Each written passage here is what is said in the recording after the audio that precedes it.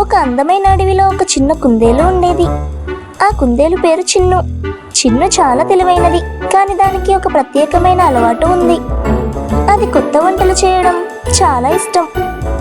ఒకరోజు చిన్ను అనుకుంది, నేను రుచికరమైన వంటలు చేసి నా స్నేహితులందరికీ పెట్టాలి. అది అడవిలో తిరిగి క్యారెట్లు, కూరగాయలు, పండ్లు తీసుకొచ్చింది. తరువాత తన చిన్న గుడిసెలో వంటలు చేయడం మొదలుపెట్టింది. మొదట చిన్ను క్యారెట్ పులావ్ చేసింది.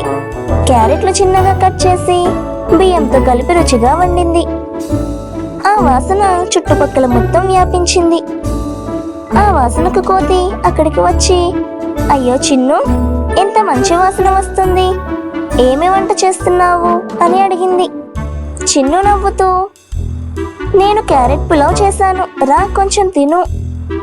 కోతి తిని చాలా సంతోషపడింది.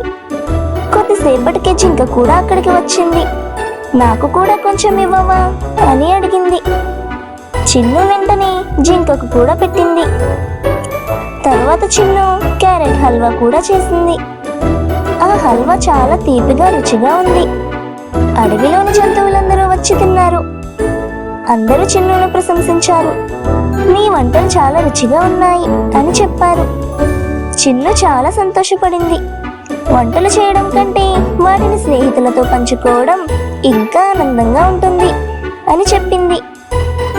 ఆ రోజు నుంచి చిన్ను అప్పుడప్పుడు వంటలు చేసి తన స్నేహితులందరికీ పెట్టేది. అందరూ కలిసి తింటూ ఆనందంగా గడిపేవారు. ఈ కథలో నీతి ఏంటంటే, మన దగ్గర ఉన్నది ఇతరులతో పంచుకుంటే ఆనందం మరింత పెరుగుతుంది.